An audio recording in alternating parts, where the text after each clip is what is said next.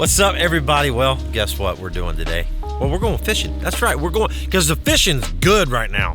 I'm gonna tell you right now, before we even get into this video, Lake Okeechobee, guys, is on fire, okay? So listen, there's all this chatter about lake after lake and Florida being good and all. I'm telling you, Okeechobee's on fire, guys, okay? It is really, really pumping out some nice fish right now. The lake looks amazing. We're gonna go out there for a few hours. It's still warm. Look, I have shorts on still, so okay? So when you have shorts on here in Florida, fish bite. They bite good. And I've got my flip-flops on. When you got flip-flops and shorts, I get a good feeling. I get a warm and fuzzy, okay? But I do want to show you a couple things. Brand new boat. Check it out, guys. This one right here. It's the SMC Blackout Edition. This thing is freaking sweet, dude. A little bit of blue in it. It's black. It looks nice. The other boat over there, we took the wrap off this thing today. And look at it, it's red.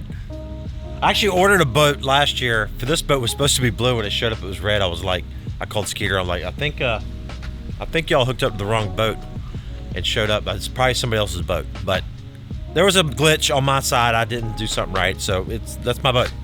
But we're gonna sell this one, and we're gonna sell this one here as well. So throwing this out there. I don't know what the prices are yet, but if you are like a real serious buyer, right, it's gonna be like, I'm just gonna say they're gonna be over $65,000, okay? They're gonna be over $65,000 for either one of these boats. If you're serious and want one of these boats, just drop a comment down below or DM us on Instagram or get a hold of McCoy or something, let us know, and you can have it. But for the meantime, we gotta finish rigging out this boat. This one right here, all it's lacking right now is a Bob's jack plate, which I'm waiting on, and power poles. We did all the new graphs on it. Boat Logics, guys, check this out. Got the Boat Logic mounts right here. Sweetness. Double 12s. We got Boat Logic mounts back here in the back as well with double 12s. I'll squeeze in here. Oh yeah. Oh yeah. The other thing we're gonna do today is we're gonna go take a Mystery Tackle Box out there with us as well, because today's video is sponsored by Mystery Tackle Box. So thank you so much, Mystery Tackle Box, for all the love and support and your ability to throw some pretty darn cool lures in that box every single month. So we've got about 2 hours. There's a little afternoon bite happening right now, and I did take a peek in that box, and there's a couple lures in there that I think could maybe catch a fish or two. So yeah, let's go, guys.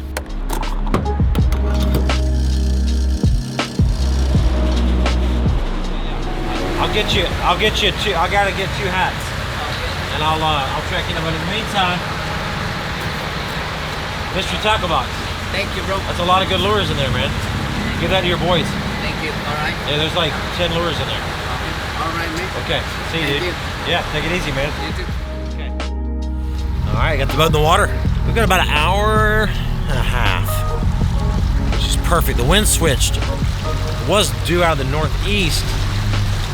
Hard, stiff for a couple days, kind of shut the bite down, and then now it's kind of more a little out of the west. So it should be a good little situation. I can't run the boat too fast. We're still in break-in time frame right now, so gotta just kind of creep.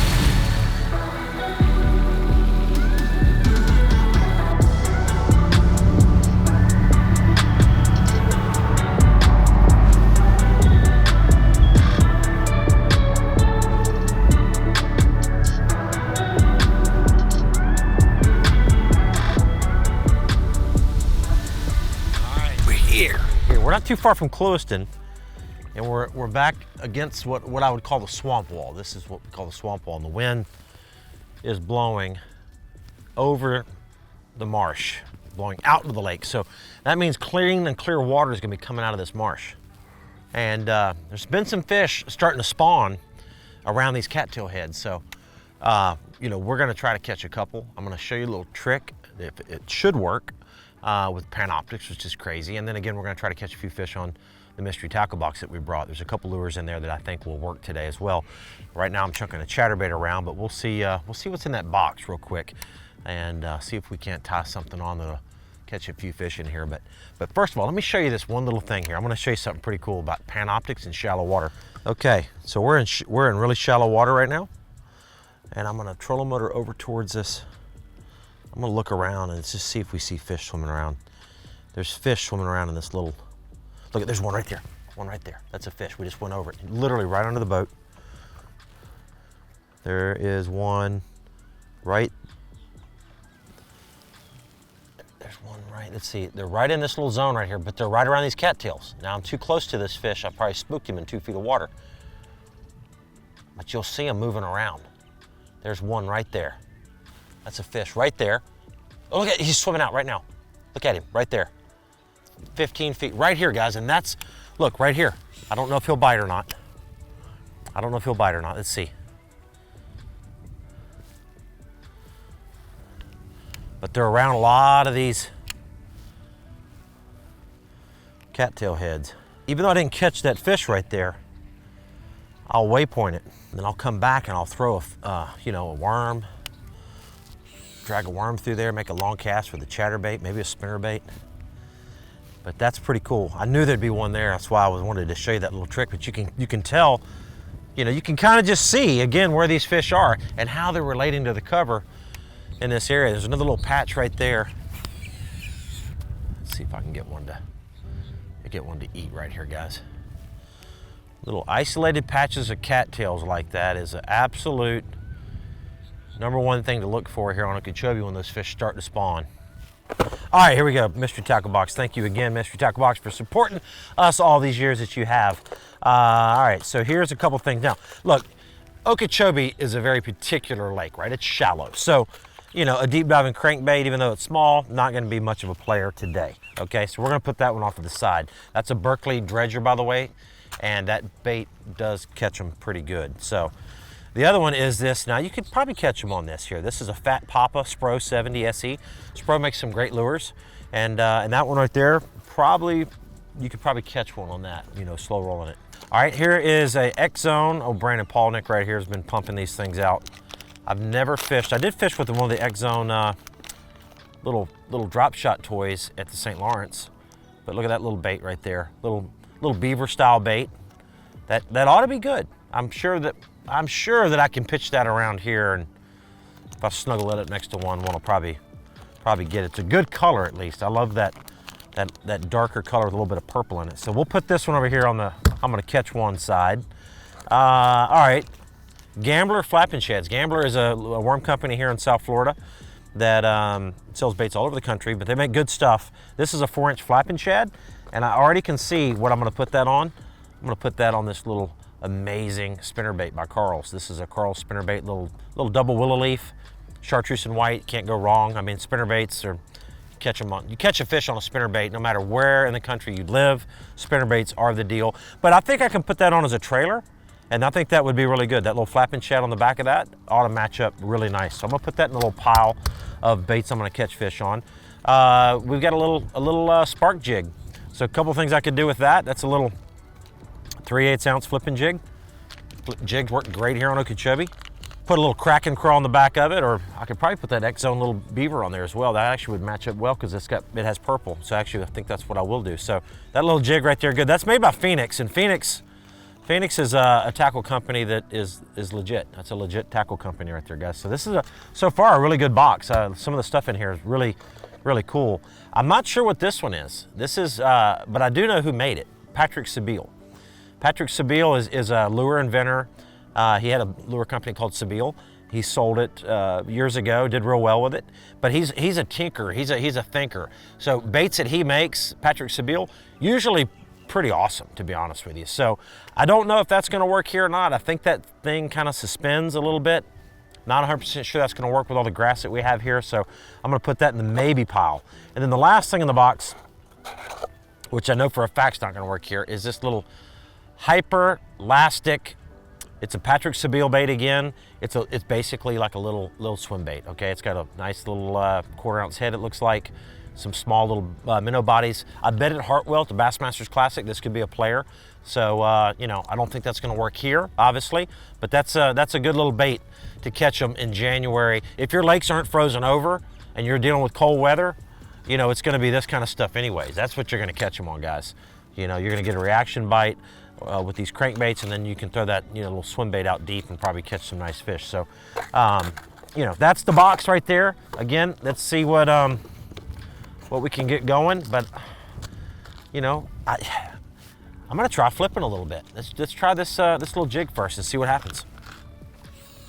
You know, there's two ways to fish a jig in Florida to catch a lot of fish. And one is to fish it kind of fast. And I just kind of hop it up and let it flutter. And man, it's a neat bite when they get it because they'll like, dong, and they'll swim with it. Hop it up, let it flutter down. And I put this little X Zone deal on the back of that thing. And that bait right there is gonna glide a little bit more, and it's gonna change direction as it glides, which is kind of a good thing. So it's a good little combination right there, believe it or not. And the other way is just to flip it into a place where you think one is spawning, and again, just inch it. Letting it sit, letting it sit, letting it sit, letting it sit, letting it sit the whole time. Like, it hasn't moved, it hasn't moved. And inched it maybe 3 or 4 inches. Let it sit, let it sit, let it sit, let it sit. You know, because if you fish it too fast and it goes through that bed, it doesn't give that male or that female enough time to really react to it a lot of times. So I've just only moved the thing at this point maybe a foot from where I originally flipped it. It's just sitting there, but I'm holding my rod up. It's very important to hold your rod up. If you hold your rod tip down and one bites it, picks it up, a lot of times they pick it up real light. You won't feel that bite. There's one right there. Oh, God! Fooled me once, not gonna fool me twice. Ha! I don't know if it was a big one or not, but he picked it up right there in that corner.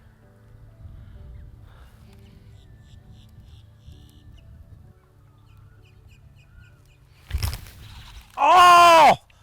You gotta be... Okay, family show. Family show. 100% spawning right there. 100%. You miss them twice in the same little spot like that.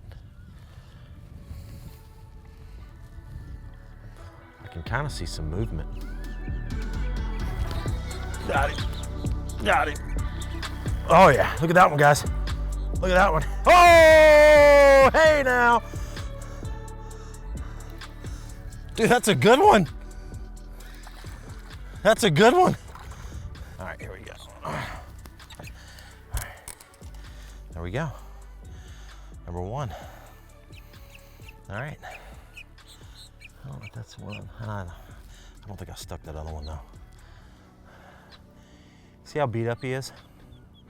Definitely getting in here spawning a little bit. Not a bad fish on the old jiggaroo. So give that a shot, guys. That's pretty cool. I think we're gonna catch a few. I wish we'd have got out here a little earlier. All right, dude. All right, buddy.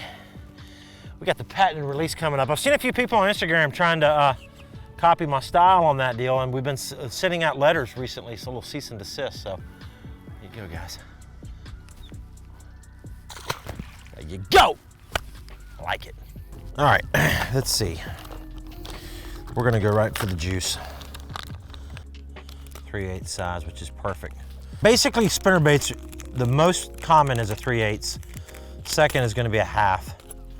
But this water here, guys, is shallow, okay? It's only 2 feet deep. And so a 3/8 is what you want. You wouldn't want to throw a half here. So if this water was 6 feet deep, I would throw a half. And then if you put a trailer on there, it's gonna slow it down a little bit more as well. So putting a trailer on your spinnerbait will slow it down. It will lift it up a little bit. You can bulk that spinnerbait up a little bit, and this thing will go a little shallower. So you could get away with a 1/2 ounce spinnerbait by putting a big trailer on the back of it. So that's probably not big enough. Now, we're gonna throw that first, okay, in the water and see what it does. But I'm gonna show you another trick with this flapping shad that you're gonna think is really, really cool. And an interesting fact too, so just bear with me here. I'm gonna pull it through the water first and see what it does, okay? Pulling that flapping shad through the water, and it's really a lazy tail. It's not really doing a whole lot. It's there, but it's not doing a ton, okay? So I'm gonna show you a cool little trick on how to make this tail swim like a champ. We're gonna cut a slit in it right here, okay? And what that's gonna do, it's gonna turn this thing into like a speed worm, okay? Speed worms came about from Lake Okeechobee. Back in the day, we used to fish these paddle tail worms and put a slit in them, 45-degree slit. and it would make the tail swim. And we called it speed. It was a pattern, was called speed worming. It was something I did. There was about 10 or 15 of us here on the lake that did it all the time back in Moonshine Bay. And we'd swim those worms, burn them, speed worming. That's what we called it. And they'd come up and crash it. And then Zoom came out with a worm strictly for that technique called a speed worm. And it originated right here on Lake Okeechobee 20 years ago. So I'll show you when I put the little slit in that tail, what it does to it. I'm gonna go right through at a 45. Okay, right there, that's all you need. Little 45 cut. Now look at that tail. Yeah, it's swimming like crazy. Look at that, do, do, do, do, do, do, do. Perfect, guys, perfect. Do, do, do, do, do, do, do, do, do. Oh yeah. A little spinnerbait tip for you is, I like to give the bait a little character. I like to give the bait just a little character. You know, if I told somebody how to fish a spinnerbait, or if you read online how to fish a spinnerbait, most likely it's gonna say you cast it out with a steady retrieve back. And that's true. Oh, look at the boil right there. Right here. Slapped the mess out of it. But yes, I'm casting it out and I'm steady retrieving it. But the difference is I'm giving it a little character along the way, right? So as I'm fishing it, I'm keeping my rod tip at different positions. I will slightly adjust the speed of the retrieve.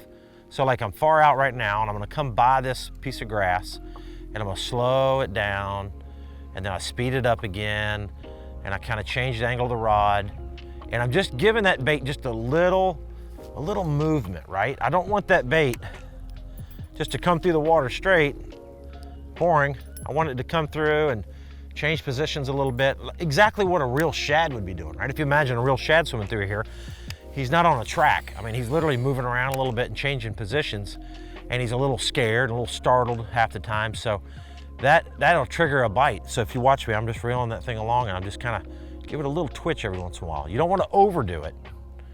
You don't want to overdo it, but just a little character is what I like to say. Trying to rub it up next to the windy side of these little cattail clumps right here.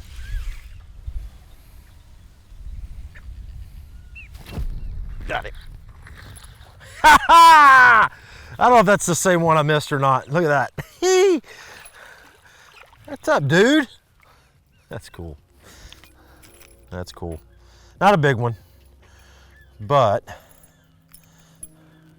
nice little fish right there, guys. Nice little fish. Look at these, oh, this is cool. Look at these things inside of his mouth. Look at these like little leeches. See them in there? Those little black things hanging down? Look at that. That is crazy, huh? Now oh, that thing is stretching himself. Oh, don't go down his throat, dude. Come on, man. Like I want to help him out. Get him out of there. Yeah. Kill him. Yeah, I got one right here. Getting him, saving him. Look at that. Look at that thing. All right. See you, dude. Ugh. Here you go, McCoy. Put that on you. Oh.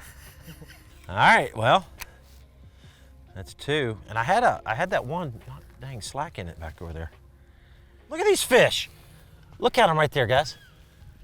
Literally a little bit of grass out there. Look at that fish right there. And there's another one right here by that grass. Look, see the grass right there? That grass right there.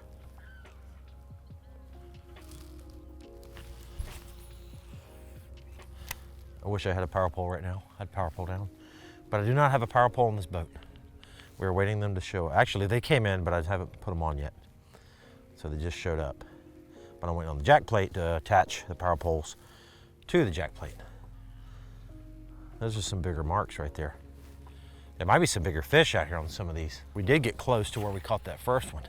And again, so when I fish Okeechobee, a lot of times I'll just keep moving around and I pay attention to where I get bit.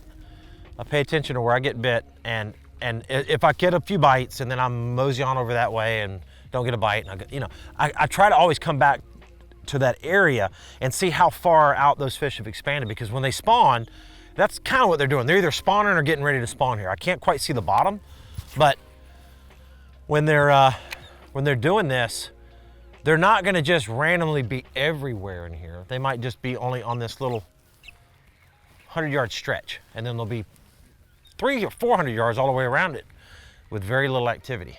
All right, just to make this little challenge interesting, I'm gonna do something here.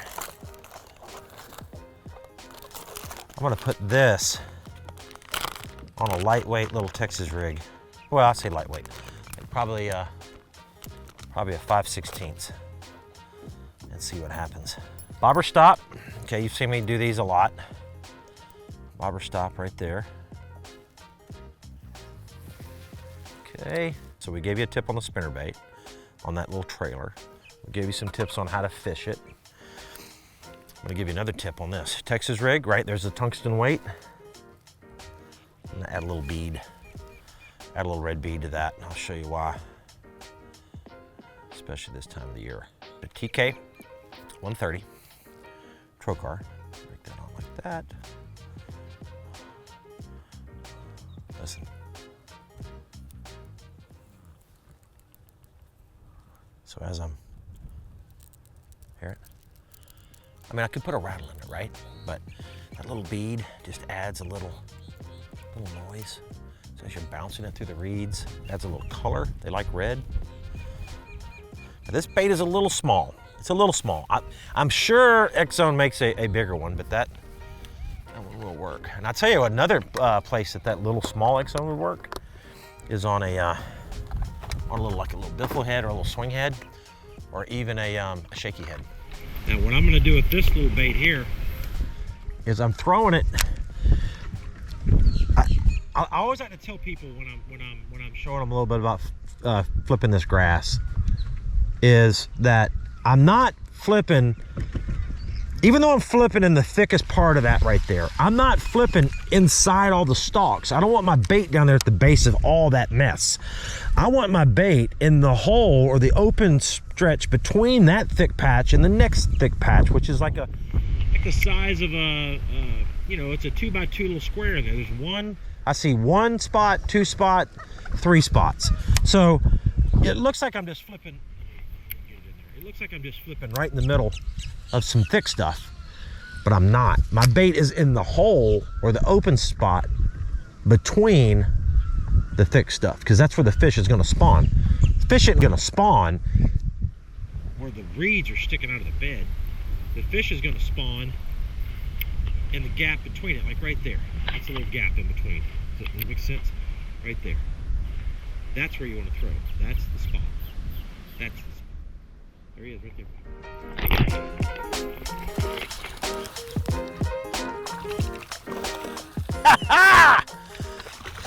I told you that was cool. That's a nice one. A little better fish. A little X-Zone in your face. That's what you call cast to catch, my friends. That was cool. And again, that little bead, I think the bead makes a difference. Let me back off of this, because I'll guarantee you there's another one in here. There's fish everywhere right here.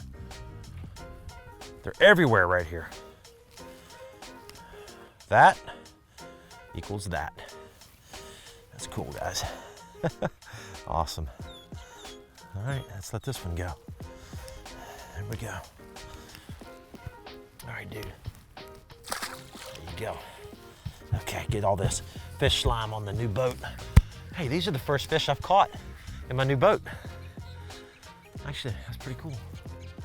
It's not a bad day so far. No big ones yet, but I drove by this spot and I thought, man, that really looks good this year. It's always changing. There's another one. Oh my gosh. There it. What? They're like pecking it, dude. Like literally 100% on the bed right there. He's literally going thump, thump. I got her. Oh, she's wrapped up. Oh my gosh, dude, it's a giant, bro. It's a giant, dude. Get ready. Look, look, look, look. It's a freaking giant, dude. It's a freaking giant. It's a freaking giant. Look at this thing, dude. Oh my gosh. Look at this thing. It's a freaking 10-pounder, dude. Oh my gosh. Look at this thing. Dude. Oh my gosh. Wow! Dude, dude, dude, dude. Dude, that's what I'm talking about right there. Oh my gosh, dude, it's a 10 pounder. Dude, it's a 10 pounder. This is gonna be a good boat. This is gonna be a good boat. Oh my gosh. Hook fell out, dude. What? Wow. Dude, thank you. Hey, dude, that's the biggest thing I've ever caught on a mystery tackle box. That might be the biggest one. I caught one in Alabama, a big one like this. Look at that fish. We're going fishing tomorrow too, bud. Yes, we are. This fish is a freaking mule, bro. I don't have a scale on the boat, man. I don't even have anything except life vest in this thing. Literally, look at this fish. I gotta get down and just release her like, I gotta admire this thing. Look at that. There she goes. I don't even know what to say. Okay, look at that. That sun is going down. But I'm not done, dude. Who could end this video with a freaking 10 pounder then say, all right, it's time to go home? No! Get your mosquito spray out, dude, because we're not leaving for a minute. And give me another one of them baits. That was freaking awesome, guys. Awesome, we caught 2 out of this head. But that's I mean, for the most part, is how we fish this lake. A lot of times I won't start off by flipping or pitching. I'll throw a moving bait if it's warm like this around, just to try to find where the fish are kind of hanging out and using. And they're obviously using this. But again, the main thing here on this particular spot is that the water's clean. A big tip I'll give everybody again on this lake is fishing clean water. And the wind, the way it's blowing today, it's coming off the marsh, out of the marsh, which is all clean, clear water. What is these things doing?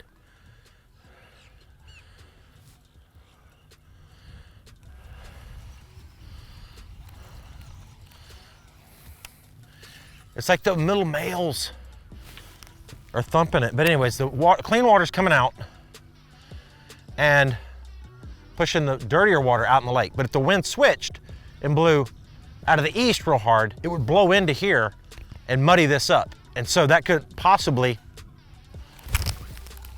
eliminate it.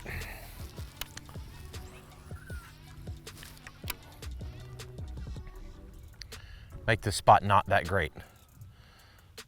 I'm sorry I'm being distracted by fish here. Go, dude.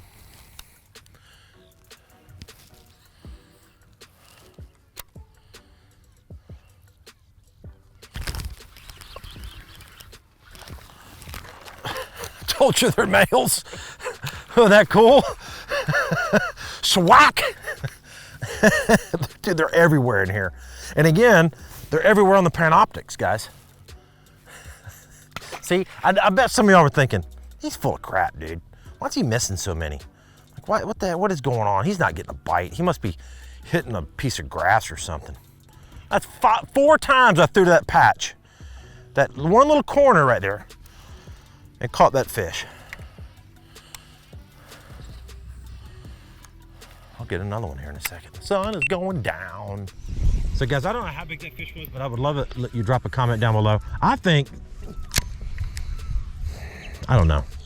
She was 9 for sure. She might be 10. She was long. She was a long one. Love to have you come down.